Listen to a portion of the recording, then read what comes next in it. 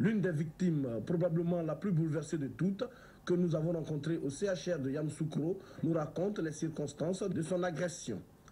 J'ai un ami qui est policier qui est venu me voir chez moi à la maison.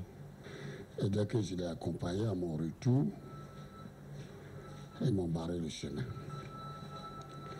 Ils partaient, ils ont lancé un coup de machette sur mes roues de ma moto. Ils m'ont attrapé. Vraiment, le Seigneur a été merveilleux. Après tout cela, avec du bois, de la machette partout.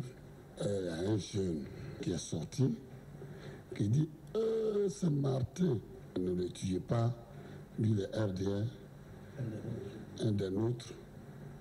Alors vous avez mal fait de l'attraper. » Dès que le jeune a dit ça, et c'est eux-mêmes qui ont cherché un Kia pour me mettre dans ce Kia pour m'envoyer à l'hôpital. Zambi Kwasi Martin est agent de la police municipale à la mairie RDR de Saint-Fra. Il s'en tire avec 4 doigts de la main gauche sectionnés, un talon tranché, des fractures à la jambe gauche et au bras droit. Il a le crâne fracturé à plusieurs endroits. À Saint-Fra, il règne en ce moment encore une tension sournoise très vive. Dans l'après-midi du dimanche 28 novembre dernier, le collège Pierre-Marie Curie, centre de vote, a connu une ambiance assez particulière. Des individus ont essayé de perturber le scrutin dans le dit centre. Arrivés à bord d'un véhicule immatriculé 3463, ces individus ont tenté d'emporter de force les urnes d'un centre de vote de Gonzagueville dans la commune de Port-Bouilly. C'est aux alentours de 17 h que ces individus mal intentionnés ont fait irruption dans ce centre pour perturber le bon déroulement du vote. La population encore présente dans ce centre a aussitôt averti l'escadron commando de Koumassi de la présence d'individus armés de machettes dans ce centre de vote. Immédiatement, une équipe du centre de commandement des opérations de sécurité SECOS, secteur 5, s'est déportée sur les lieux. Au total, 10 individus ont été interpellés par le SECOS, appuyé dans cette opération par l'escadron commando de Koumassi. Sur ces individus, 2 machettes, une carte d'identité malienne, des documents administratifs ivoiriens, des posters et des amulettes ont été saisis. Par ailleurs, les responsables du centre de commandement des opérations de sécurité SECOS soulignent que le centre de commandement des opérations de sécurité ne transporte pas d'urnes. Cette unité ne fait qu'assurer la sécurité des Ivoiriens dans les différents lieux de vote.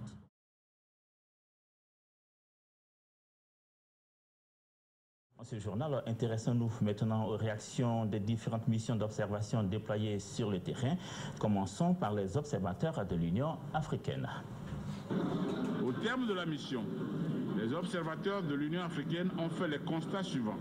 La mission a relevé avec regret des actes de violence graves, notamment des pertes en vies humaines, des atteintes à l'intégrité physique, des séquestrations, des intimidations, des tentatives d'enlèvement et de dégradation du matériel électoral.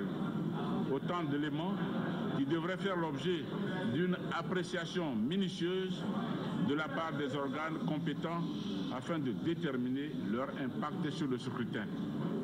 En outre, la mission déplore l'ouverture tardive de certains bureaux de vote, le manque de stickers dans certains bureaux de vote, le climat relativement lourd aux alentours de certains lieux de vote. Enfin, la mission déplore la séquestration de 2 de ses observateurs et remercie les agents de l'ONUCI pour le dénouement heureux intervenu à temps. Notre organisation, dans le cadre des élections présidentielles en Côte d'Ivoire, a effectué une mission d'observation du 25 au 29 novembre 2010 dans la région des Savanes, plus précisément à Koroko et à Sinématiali, pour contribuer à l'enracinement de la démocratie en Afrique et en Côte d'Ivoire. Nous avons tenu à informer l'opinion nationale et internationale de notre mission d'observation dans ces zones. À 17 h, à l'heure du dépouillement, nous avons sillonné plusieurs centres. Dans presque tous les centres, les représentants du candidat LMP n'étaient plus présents. On nous informe qu'ils sont partis d'eux-mêmes parce que, pris de peur. Cependant, le dépouillement est principalement effectué par des militaires des forces armées des forces nouvelles. Cette situation s'est aggravée par des coupures d'électricité. Pendant ces coupures, nous avons remarqué des hommes en armes partis avec des urnes. Alors, d'une manière générale, notre observation, les militants, les représentants et de suivre les opérations de vote. Des urnes ont été emportées par les éléments des forces nouvelles pour une destination inconnue. Des militants du candidat Laurent Gbagbo ont été molestés et séquestrés. Il y a eu bourrage d'urnes à grande échelle. Il y a eu atteinte grave aux droits humains. Des consignes de vote en faveur du candidat du RHDP ont été données par certains agents des bureaux de vote. Des agressions verbales et physiques ont été perpétrées sur des militants de la majorité présidentielle. Au regard de tout ce qui précède, la liberté et la transparence du scrutin dans ces zones sont fortement mises en cause. Par conséquent, le CPK constate que la crédibilité du scrutin dans la région des Savanes et plus précisément à Korogo est fortement entachée. Le CPK appelle à la vigilance des autorités en charge de l'organisation du scrutin et appelle le peuple ivoirien à l'apaisement et au calme. Déclaration préliminaire de la mission de l'Observatoire de la société civile africaine pour la démocratie et l'assistance électorale, à l'issue du second tour de la présidentielle du 28 novembre 2010 en République de Côte d'Ivoire. Conformément aux recommandations de la Déclaration des principes de l'observation internationale des élections, adoptée le 27 octobre 2005 sous l'égide des Nations Unies, ainsi que les engagements pris par les États francophones dans la déclaration de Bamako en novembre 2000 pour la tenue d'élections libres et transparentes. Suite aux souhaits exprimés par la Commission électorale indépendante de la République de Côte d'Ivoire à l'ensemble des observateurs de couvrir de façon accentuée les zones centre, nord et ouest, CNO. La mission de l'Observatoire de la société civile africaine pour la démocratie et l'assistance électorale, OSCADA, a déployé la majeure partie de ses observateurs internationaux, notamment à Korogo, Touba, Bouaké, Mankono, Séguéla, Odiéné, Tengrela, Madinani, sans oublier les villes de Djouekoué, Guiglo, Yamoussoukro et Abidjan. De la compilation entière des fiches issues de nos observateurs qui ont visité 620 bureaux de vote, les constats suivants ont été enregistrés par notre mission. La campagne pour ce second tour a été malsaine à certains endroits. Le non-respect général du couvre-feu en zone CNO. Le retard d'ouverture dans certains bureaux de vote est allé de 30 minutes à 1 heure. Certains électeurs ont été empêchés d'exprimer leur vote. Certains représentants de candidats, notamment LNP, de la majorité présidentielle, ont été empêchés de faire leur devoir, notamment à Korogo. Des urnes ont été transportées par des hommes en tenue militaire, sans la présence des membres des commissions électorales locales. Les urnes ont été transportées à bicyclette, notamment de certains bureaux de vote. Des agressions physiques ont été enregistrées à Korogo, notamment à l'école Soba et dans d'autres localités. Le manque d'hologramme ou la mauvaise qualité de celui-ci a été constaté et certains bureaux ont enregistré des votes malgré cela.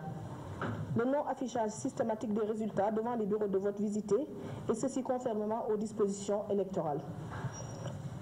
Vu tous ces faits observés de manière factuelle, notre mission constate pour ce second tour que la crédibilité du scrutin a été fortement mise en cause à certains endroits évoqués ci haut.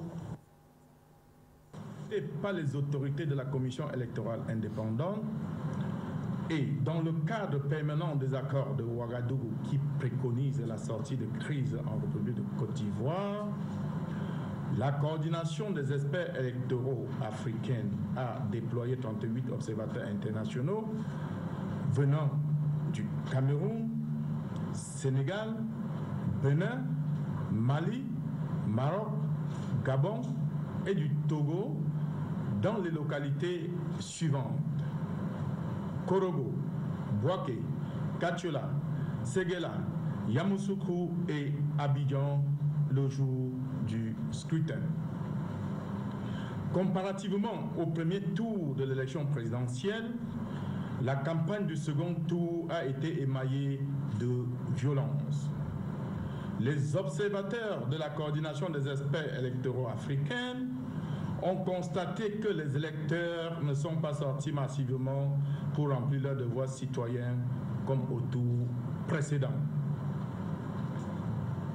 Suite aux échanges de points de vue convergents avec d'autres groupes d'observateurs nationaux et internationaux, les observateurs de la coordination des experts électoraux africains constatent également que le scrutin présidentiel du 28 novembre 2010 en République de Côte d'Ivoire a été entaché dans les circonscriptions électorales, entre parenthèses, Korogo, Bouaké, Séguéla, Tortia, Garango, d'irrégularités majeures telles le vol des urnes, séquestration des représentants et des délégués des candidats, vote multiple, le refus systématique de la présence des observateurs internationaux dans certains bureaux de vote à l'heure du dépouillement des bulletins et perte des vies humaines.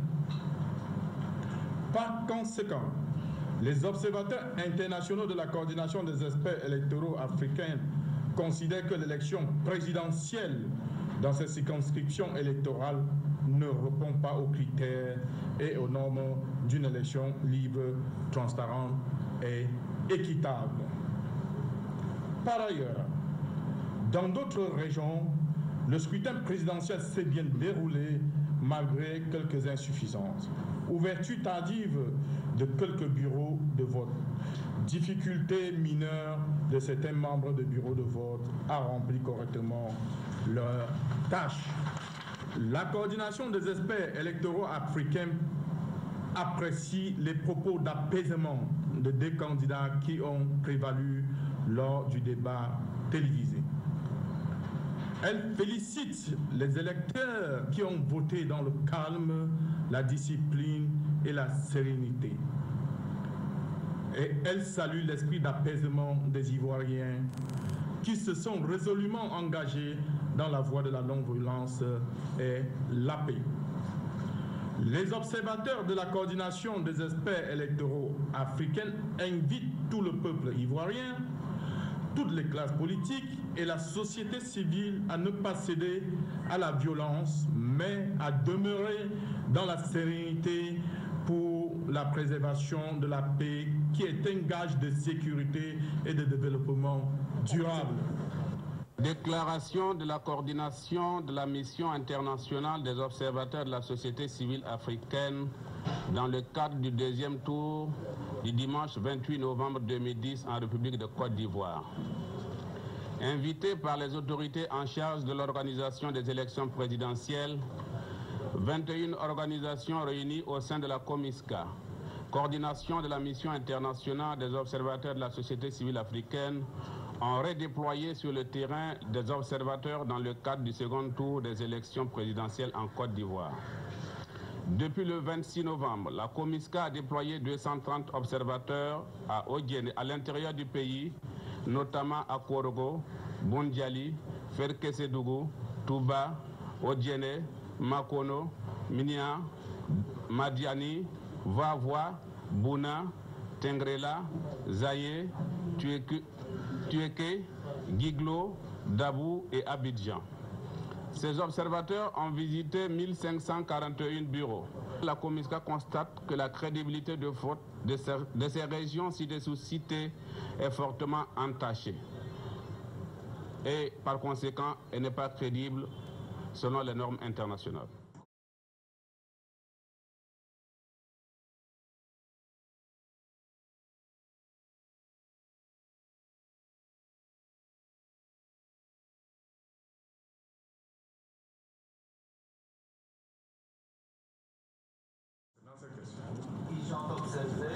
l'intimidation et l'empêchement et le comportement irrégulier par rapport aux normes.